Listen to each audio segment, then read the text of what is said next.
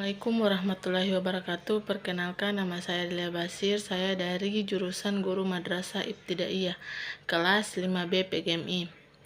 Jadi di sini saya akan menjelaskan proposal saya, yaitu dengan judul meningkatkan hasil belajar PAI dengan menggunakan metode rolling playing pada peserta didik kelas 4 di SDN 17 Limboto.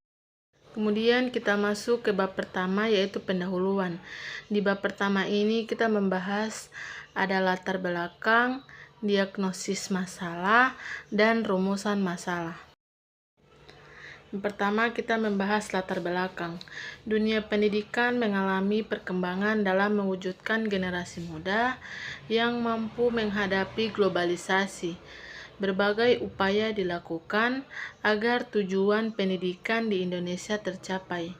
Pendidikan agama Islam atau PAI secara garis besar bertujuan untuk membina manusia agar menjadi hamba Allah Subhanahu wa Ta'ala yang soleha dengan seluruh aspek kehidupan, perbuatan, pikiran, dan perasaan, khususnya agar manusia selalu mengabdikan diri dan menyembah Allah Subhanahu wa Ta'ala. Hasil data observasi yang dilakukan di kelas 4 di SDN 17 Limboto pada saat memeriksa hasil ulangan tengah semester atau UTS, peserta didik masih banyak nilai rendah karena kurangnya minat peserta didik terhadap mata pelajaran pendidikan agama Islam atau PAI. Kurangnya konsentrasi peserta didik selama proses pembelajaran, rendahnya pemahaman konsep peserta didik, serta kurangnya kedisiplinan peserta didik yang mengakibatkan rendahnya hasil belajar rendah, dikarenakan metode pengajaran guru hanya menggunakan metode ceramah. Kemudian kita masuk di diagnosis masalah. Berdasarkan latar belakang di atas, maka peneliti dapat mengidentifikasi bahwa masih ada siswa yang kurangnya minat belajar terhadap mata pelajaran pendidikan agama Islam atau PAI, dan kurangnya konsentrasi siswa selama proses pembelajaran. Dan kemudian kita masuk di rumusan masalah. Dari latar belakang yang ditulis oleh peneliti, maka rumusan masalahnya adalah bagaimana cara meningkatkan hasil belajar PAI dengan menggunakan metode rolling playing. Yang kedua, mengapa kita perlu menggunakan metode rolling playing? Nah, kemudian kita masuk di bab 2, yaitu kajian teori. Di bab 2 ini kita membahas apa itu hasil belajar, pengertian metode rolling playing, dan hipotesis tindakan. Nah, kemudian kita masuk di pembahasan pertama, yaitu pengertian hasil belajar. Hasil belajar merupakan tujuan akhir dari proses pelaksanaan kegiatan pembelajaran di kelas. Hasil belajar dapat ditingkatkan melalui usaha sadar yang terencana secara tekstur dan mengarah kepada perubahan yang lebih baik pada diri peserta didik. Nah, kemudian kita masuk di pembahasan kedua, yaitu pengertian metode rolling playing. Metode rolling playing adalah salah satu cara penguasaan bahan-bahan pelajaran melalui pengembangan imajinasi dan penghayatan peserta didik. Pengembangan imajinasi dan penghayatan yang dilakukan peserta didik dengan memerankan sebagai tokoh hidup atau benda mati. Nah, kemudian kita masuk di hipotesis tindakan. Berdasarkan uraian di atas, maka hipotesis penelitian PTK ini adalah dapat menggunakan metode rolling playing dengan tepat dalam meningkatkan kualitas hasil belajar pembelajaran PAI pada siswa kelas 4 di SDN 17 Limboto. Nah, kemudian kita masuk di bab 3, yaitu metode penelitian. Nah, yang pertama ada jenis penelitian. Penelitian tindakan kelas atau PTK telah lama dikenal dalam dunia pendidikan, yaitu suatu penelitian yang dilakukan guru di kelas, di mana ia mengajar yang bertujuan untuk perbaiki kualitas proses pembelajaran di kelas. Nah, kemudian ada sumber data. Sumber data ini hanya terbagi dua, yaitu yang pertama ada hasil belajar dan aktivitas peserta didik.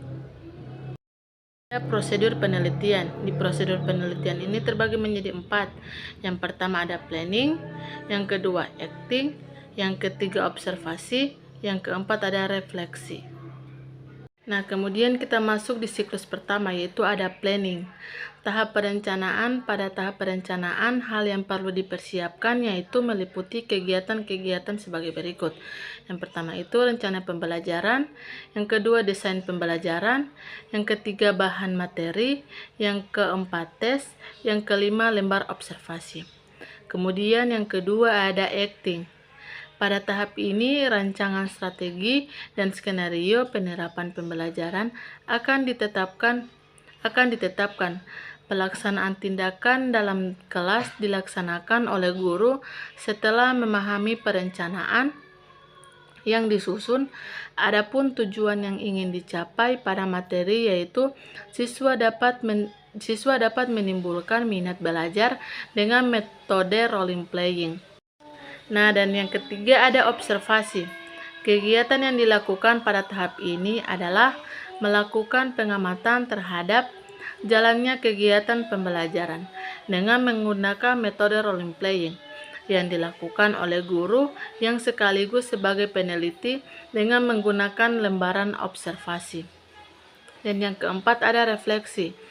Tahap ini dimaksud untuk mengkaji secara menyeluruh tindakan yang dilakukan berdasarkan data yang telah terkumpul, kemudian dilakukan evaluasi guna menyempurnakan tindakan berikutnya. Kemudian ada teknik pengumpulan data. Di teknik pengumpulan data ini hanya dijelaskan observasi dan dokumentasi.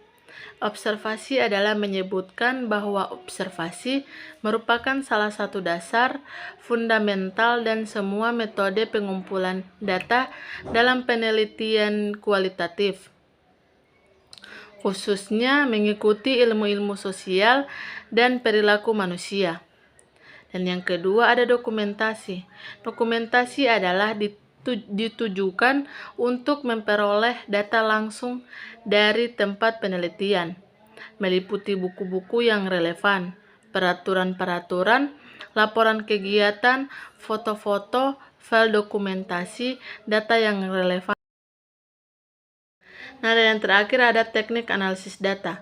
Analisis data adalah kegiatan mencermati, menguraikan, dan meningkatkan setiap informasi yang terkait dengan kondisi awal, proses belajar mengajar, dan hasil pembelajaran untuk memperoleh simpulan tentang keberhasilan hasil pembelajaran. Nah, adapun dasar-dasar pelaksanaan pendidikan agama Islam. Ada dua. Yang pertama itu ada dasar yuridis. Nah, di dasar yuridis itu terbagi menjadi 3. Ada dasar ideal, dasar konstitusional, dasar operasional. Nah, yang kedua itu ada dasar religi atau normatif. Sekian dari saya. Wassalamualaikum warahmatullahi wabarakatuh.